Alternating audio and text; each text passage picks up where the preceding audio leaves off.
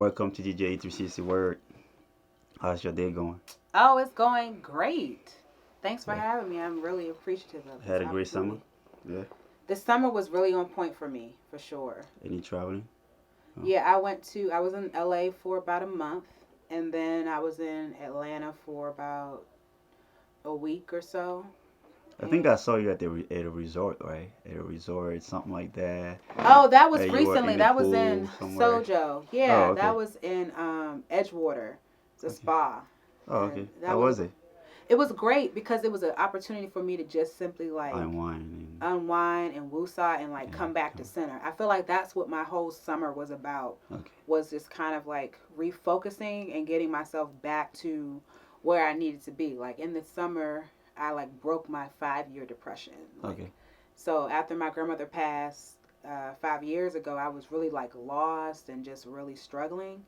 Um, and it just gave me an opportunity to be like, it's okay, you can get through this, there's a next step for you, and everything that you need is within you, so get back to that. Okay. And so that's why this summer was so pivotal for me. All right. So, let's. This is your first time here. Mm-hmm. Let's go back from day one, right? Okay. Oh, how was your upbringing? I'm assuming you were born in the DMV, right? Yeah, I was born here.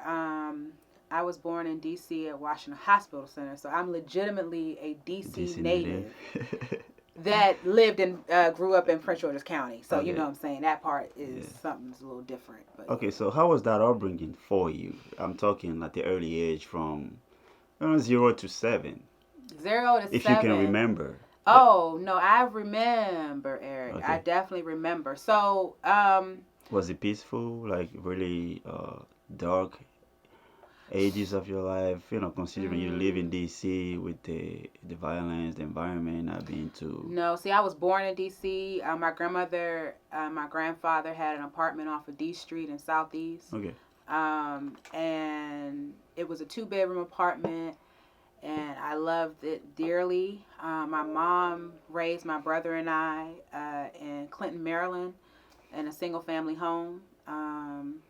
So everything in that regard was good. I had a lot of support and love. Like things didn't kind of change for me until I turned 10 when my grandfather passed away. That's when things really changed. But okay, at the time, my father and my mom were still married and lived in the same household with me, and my grandmother was, very involved. So was my grandfather. So from 0 to 7, life was amazing for me. okay. I had no regrets. So during that time period, right? Yeah.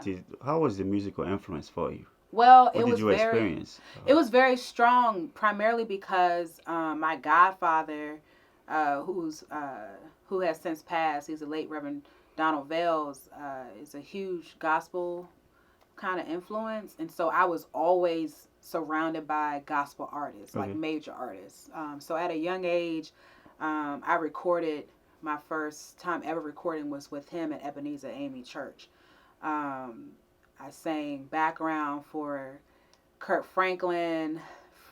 Just it's a plethora of gospel artists that I was able to kind of be in support of. And as I grew older, like as a teenager, I was singing with Ernest Pugh, Byron Cage, Yolanda Adams, Fred Hammond. So I was really engrossed into like gospel. Yeah. that gospel era. So Um, did you sing in a choir throughout that time? all Or my no, it life, was all my life I had to fight. Yeah, I was singing in the choir all from as soon as I could. They had like a little baby choir, okay. children's choir, and they had little children choir robes, Yeah. and I was singing in the choir. And I'll never get my first solo was actually with my brother. We did a duo Yeah. solo together. And so yeah, I mean I've always been in church and singing in the choir. So that's kind of like the inception. But the story that I've told on numerous occasions is that my mom was driving, and there was a gospel song that came on the radio, and I was just randomly singing in the background, like in the car. And she was like, "Oh my God, young, you sound." Well, she didn't say young, but she said, "Oh my God, you sound halfway decent." And I was like, "Okay, whatever," you know what I'm saying? And the story that I don't tell is that my mom put my brother and I into piano lessons. And so I started playing the piano when I was very young. But unfortunately, because I didn't practice as often as my grandmother felt that I should practice because she was paying for those lessons. I was at Shirley Abel's piano school, and she was like, "Well, y'all not paying, y'all not playing, y'all not practicing, so I'm not gonna be paying all this money for these lessons." And so I stopped playing the piano when I was like 8 or so.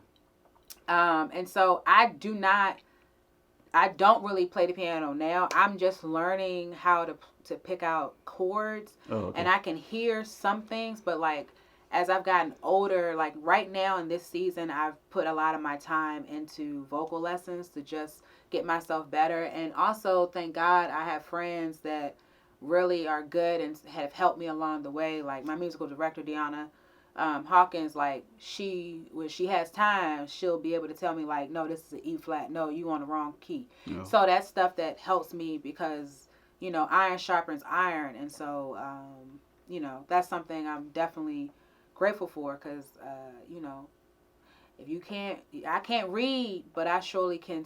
My ear's getting better, and that's really what's most important. Okay, so where did you develop the artistry for acting? I guess just being a tourist. That was just something that was innate. My mama always thought that I was doing the most for whatever reason. Yeah. But my mom had gotten me into drama at church.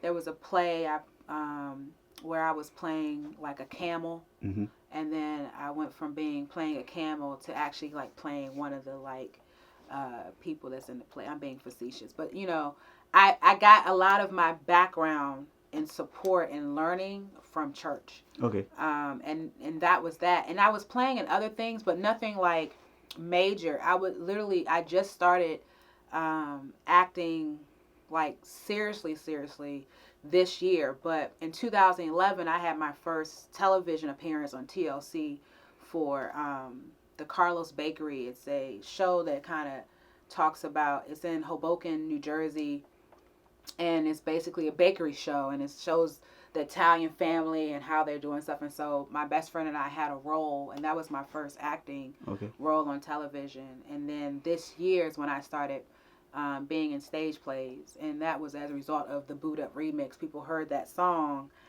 and was like, "Hey, we would love to have you in our stage play," and I just fell in love with it.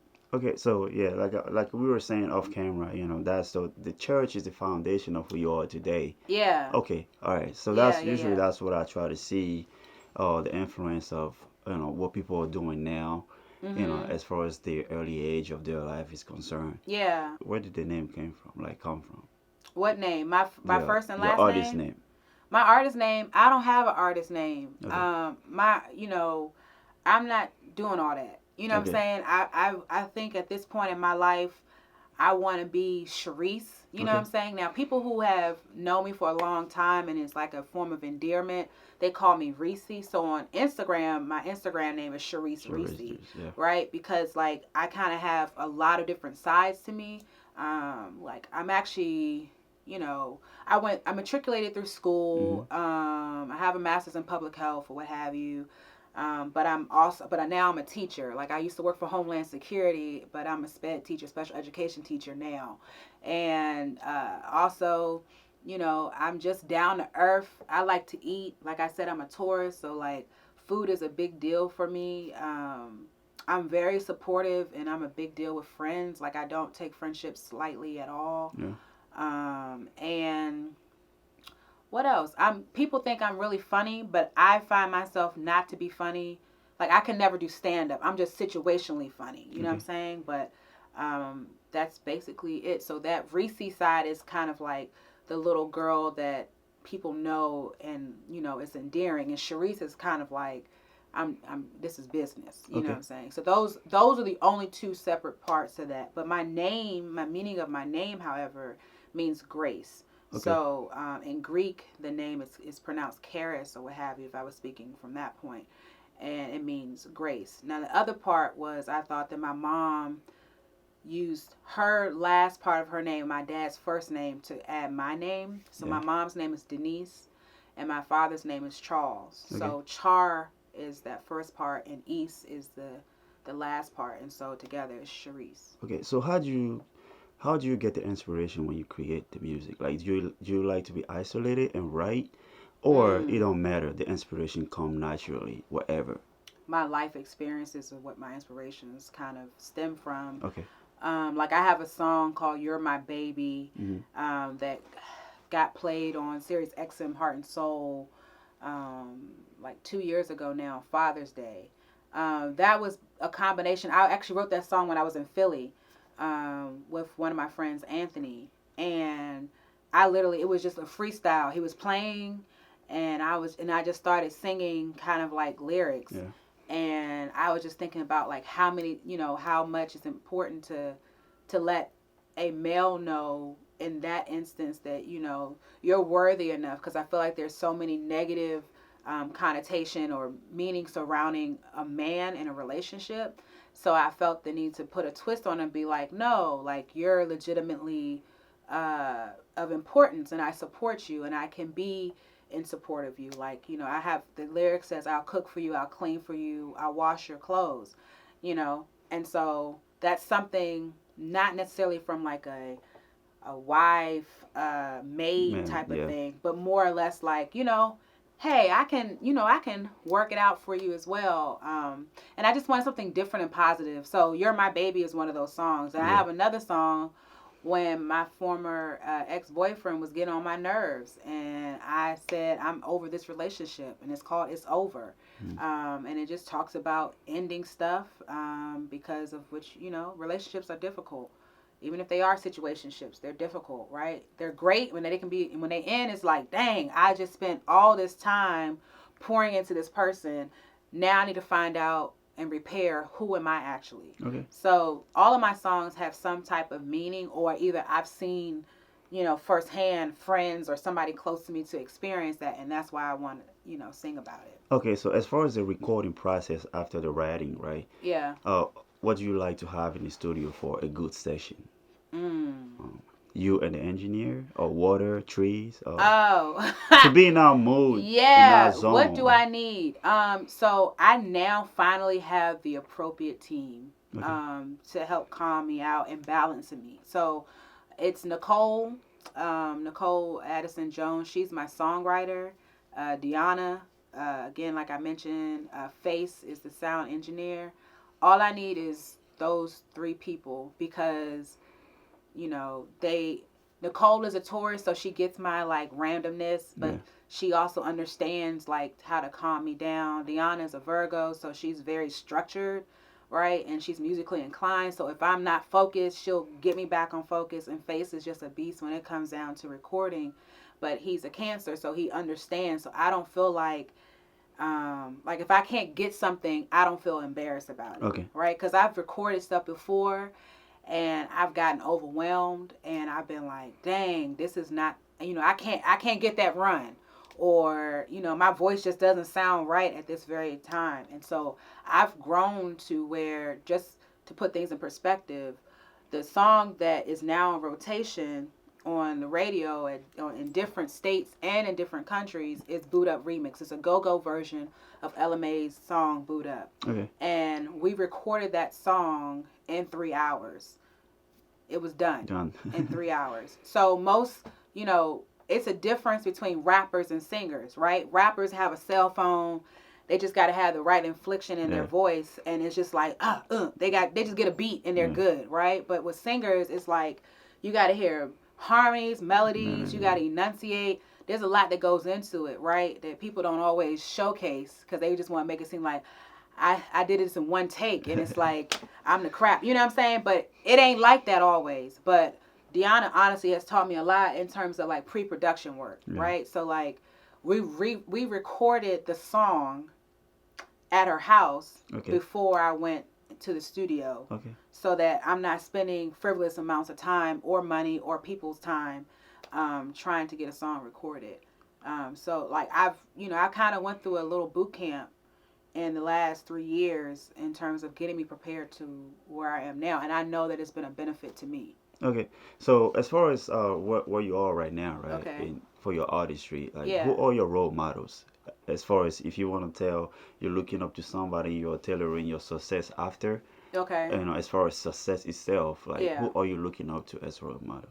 Well, my biggest role model is my grandmother, Okay. even though she's deceased. Like, she was my biggest champion, supporter, everything. She just taught me how to keep it humble, Okay. okay, and try to be respectful as best as you can. And she was always telling me, like, Sharice, you can do whatever you put your mind to, and always remember you can show them better than you can tell them, Mm-hmm. right? Because I feel like as a Taurus, I have a tendency to use my mouth. And it's like if I feel like somebody's attacking me, I'll attack them verbally. But sometimes, like, even that's the lesson I'm learning to this day. Like, sometimes people don't need to get a response.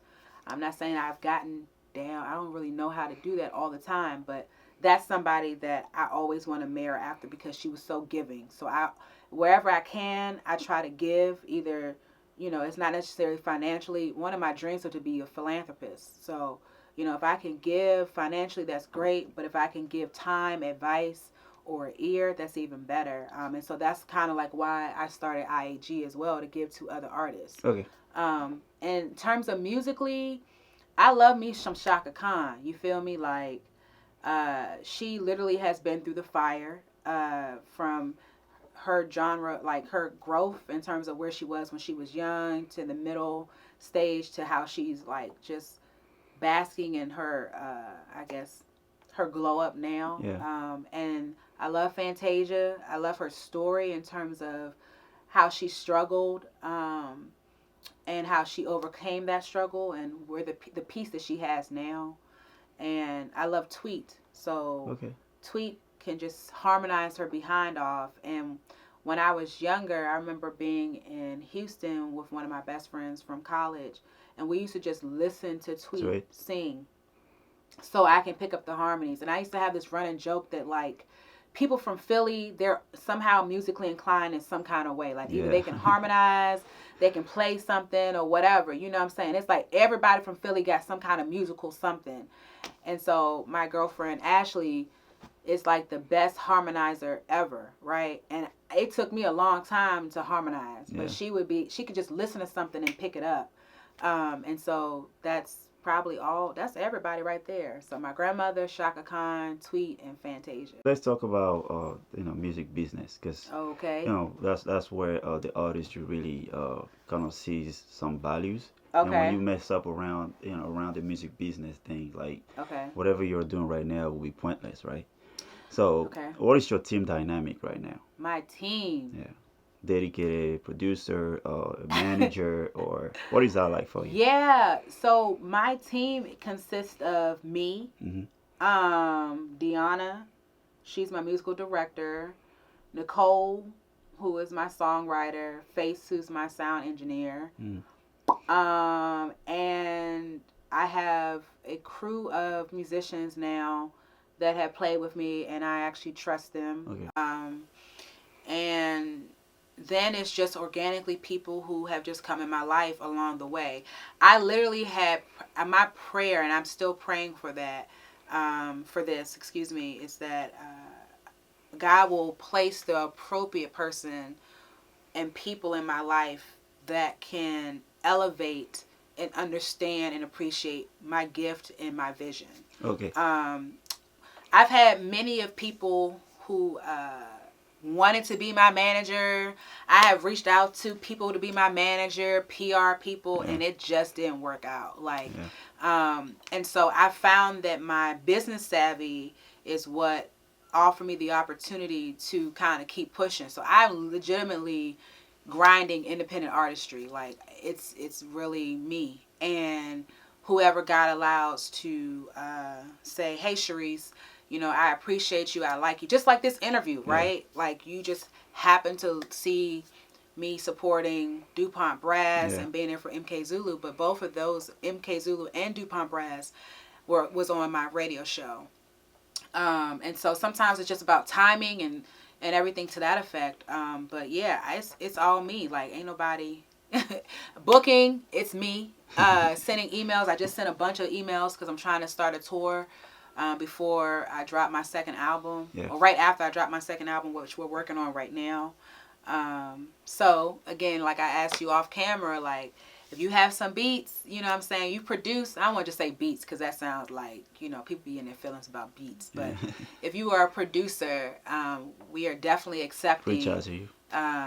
you know, what's the Submissions. appropriate word? Submissions. Instrumentation, submissions Instrumentals. of instrumentals. Okay. There you go. Come through. Okay, tracks. Okay.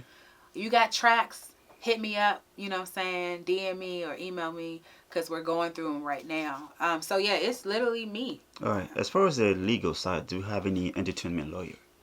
So when I was in college at Drexel in Philly, they had this thing called Lawyers for the Arts, Philadelphia Lawyers for the Arts, and it was a free service to kind of educate artists on how to protect themselves legally. And so I learned about, I was having people sign NDAs when I was doing this joint right here, introducing Miss Jones. This is actually your copy that I signed for you. Oh, okay. Thank you. You're welcome. So like this CD right here, I started recording this while I was in Philly in college, in grad school. Yeah. But I learned there, I had NDAs, you know what I'm saying? Like I was paying the, you know, the musicians like for their time, like, you know, everybody had a contract they had to sign. Yeah. Like I don't go into any kind of work unless like it has been a known factor. Like I've been in this thing with my crew now for 3 years, so it's like we know each other, like there's nothing worried about that. And then money is, you know, people are still paid, like even though, you know, that's one of the core things to do is to make sure that people are taken care of, so, and that there's a paper trail, so nobody can later on down the road be like, oh, I didn't get paid for this. And it's like, well, we agreed upon this amount at this time, you know what I'm saying? And so that part is covered. And then coming here back home after I graduated from undergrad and grad school, they have another kind of Lawyers for the Arts experience here in DC. And so they had some workshop classes about patents and intellectual copyright. properties. Yeah, all of those kind of things. So I've always been well versed on that. And I mean, there's some things I still don't know, but like as soon as a song is done, I immediately get the copyright. Okay. Like I submit that work and turn it in. If something ain't right, I just wait for the copyright office to email me or call me and say, Miss Jones, you can't add this person here because of X, Y, and Z. So it's like really important. I really try to make sure that my business side is well covered. Okay. Yeah. As far as your, you know, the music is made now, you know, the copyright stuffs are covered. Like, how is that performance part of the artistry is for you? Oh, that's the best part. Okay. Because I've seen you on the show recently at the television show. Oh, okay, yeah. And you know, any open mics that you do on the side or playing with your band or what is that? Yeah. So, how should I answer your question? All right. So, it's a funny thing. It was a conversation I had a long time ago. I don't gig every weekend. Okay. Right. I try to ensure that my gigs, based off of who I've defined myself as an artist, are ones that are in a position that are so that my band is covered. Like my band has to be paid. Yeah. Right. So it's seldom that I'm taking free gigs at this stage, right? Because of thinking about television is already, I have, you know, several television appearances underneath my belt. Yeah. I have radio airplay and satellite radio under my belt at this point. And so like my first show that was in DC was Blues Alley, and I sold that out. Okay. So like I really enjoy venues that are able to pay their artists. Yeah. Don't get me wrong, like the grind is real. You know, like if I needed to create an event myself, I understand the importance of having the capital to do so. So it's not like, oh, we don't want to book you right now because we don't see your draw count. You know what I'm saying? But it's like I've sold out places. So it's sometimes, I think now where I'm at, because Boot Up Remix has done so well, and because I have those other things on my background, like it makes the package a little bit easier. And then Also, festivals have been a big blessing for me as well, and it's really where I love to be. Like festivals is like the most ideal So yeah, circumstance. But I am nervous, just like anybody else. You feel me? Like, rehearsal will come. I will forget some lyrics. Like I will forget a whole verse. You feel me? Like I'll tell you a little secret on my call, like my sheet for that tells you the songs or yeah, whatever. I normally sometimes write in the lyrics to give my mind and just to help me in case I get my nerves are like yeah. bad. And so I do that. Even if it's a song that I know, I still Got to put kind it of there. rehearse. You know. Oh yeah, but like the stage, that's when most people are like, "Oh, I didn't know that you were, this funny." Or, but it's like I'm funny probably because I'm nervous. Okay. Which is normal. Yeah, but I really do come alive. I'm not gonna claim, I turn into a different person because that seems a little demonic to me. But it's just that's my judge. Once I'm Yeah. on stage and the band is on point, you know what I'm saying, and I can vibe off the crowd, it's like we got this, Slim. Yeah. This ain't nothing. So let's get personal. All right. Oh Jesus, come on, Eric. What you want to know, boo? What you want to know? Let's get personal, right? Okay. Uh, dating, Uh huh. right? What's your preference? What's my I'm preference? talking the physical attribute. Does it have to be tall? 6 feet 2, 6 feet 5, Okay, so let me say this. I'm not. I think I've dark been. skin, light skin. Lord Jesus. So my thing is this, right? I went through Hurricane Katrina, okay, and I've lost a whole heck of a lot, right? And I went from making six figures, you know what I'm saying, to working at Lowe's, Okay. okay. Um, I went from having a paid off car to being totaled because a deer, Bambi, ran out in the road, okay. If I see Bambi, hold up, I'm trying to tell you this PSA, Bambi. If I see you, I'm coming for you. You know what I'm saying? Listen, and I've driven a putt car, right? And even though it was a Benz. So my point is that at this point in my life, it's not about the materialistic component of things, Mhm. right? Because I know that stuff can be gone in a minute. Physically, I'm not really pressed about that per se either, because you can look good today and you can look a hot mess in a couple of years. I'm more interested in, like, do you have a relationship with God? Can you pray? You know what I'm saying? If something happens, can you pray? Because I done been through some things, and the only way that I got out of them was through prayer. Okay. So I need you to be able to help me pray. Can you do that? Do you like to eat? You know what I'm saying? Because I like to eat. Okay. Can you work out?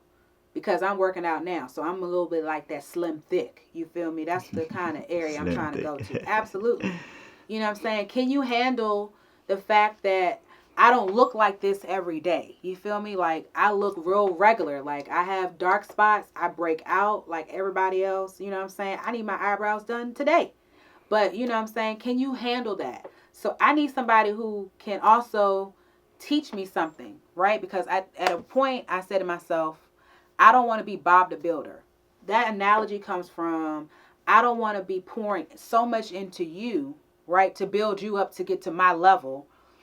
I need somebody to be able to, we can learn from one another, It's right? more like complimentary though. That's how it's supposed to be anyway.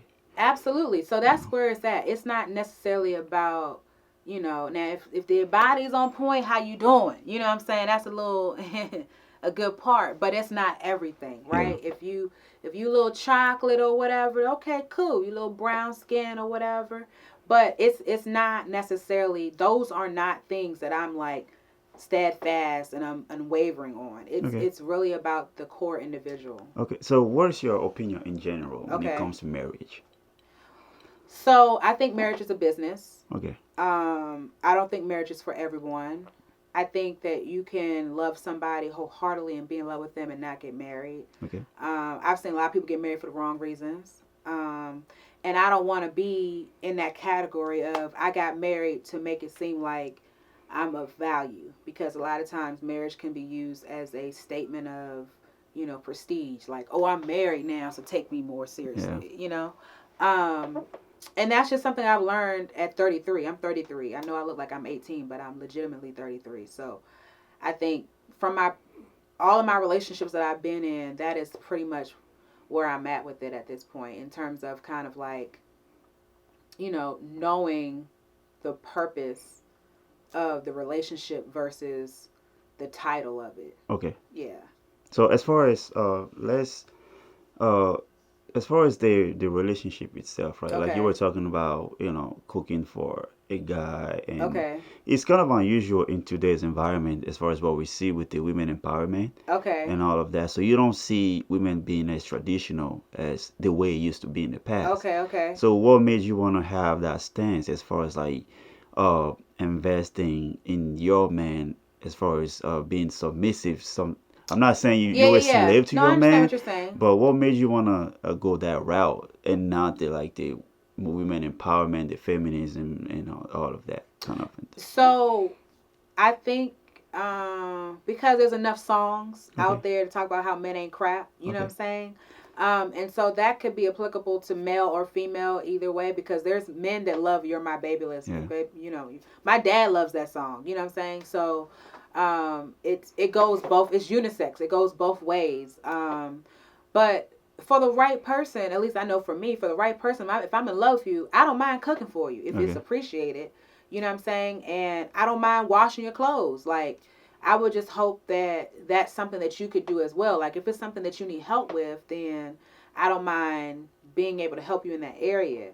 I just don't like the idea of it being taken for granted, or the expectation that I must do it, Yeah. if that makes any Because sense. the reason why I'm speaking on it is because most of the time today, when I hear women talk and you mention, oh, cooking for a man, Okay. automatically it's a no, because of the mentality and environment we are living in now. Yeah, yeah, And yeah. women are not supposed to do anything for the sole purpose of, to satisfy their man. So Right, it's the yeah. reason why I'm asking that question, to see exactly what is motivating you to, I mean, like being in that state of mind as far as like doing something to satisfy your.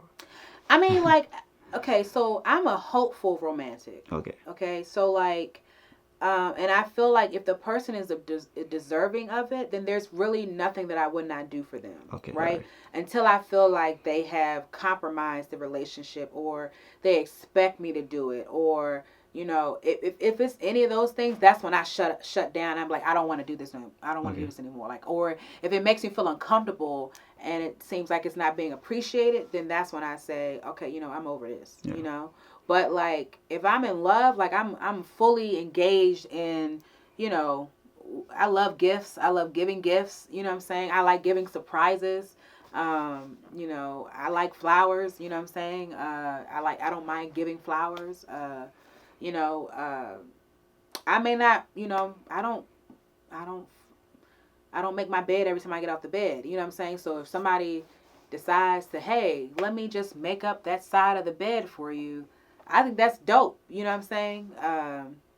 Hey, we driving out of town. Here's some money to put towards the gas. Yeah. Like, you know what I'm saying? If we're going out to eat, if I understand now, like, okay, it can be a lot sometimes to do whatever. Like, if it's an understanding, like, hey, I got this meal. Okay, cool. Oh, you got this meal. That's what's up. Okay, well, let me open your door. You know what I'm saying? I can open your door for you as well. I just think it's just a balance. And I think the biggest thing that we have to do now is not base our relationship standards off of social media, Okay. like hashtag, oh, those are goals. Like, what is that? You know what I'm saying? Like, what is that? They could take the bombest picture and curse each other out Yeah. right after the picture is taken. You feel me? So Yeah. it's like, that's a fabrication of reality. So at the end of the day, you really do have to set your standards based off of what you two decide to do Okay.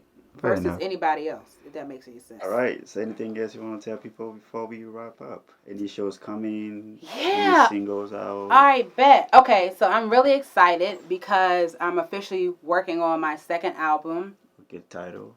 Not yet. So my original title was gonna be Heartstrong, but as of today, I just changed it to Unstoppable. Unstoppable. Yeah, so the title is gonna be Unstoppable, just because it's mostly speaking to myself in terms of like how when I thought I should have given up and I wanted to give up, I still kept pursuing and Yeah. pushing through. And two,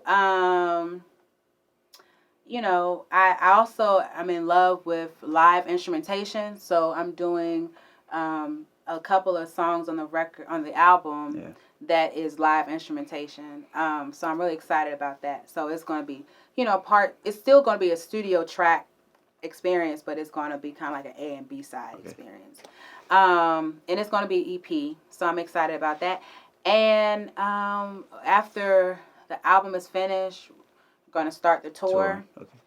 Yeah, because I've always wanted to go on tour, and I kind of like vowed to like my musician friends that have been there for me in the clutch the whole time, that like I'm gonna get y'all on tour. You know what I'm saying? You ain't gotta be pressed to be with no A or B list. You can be with me. So that's what I really want to do.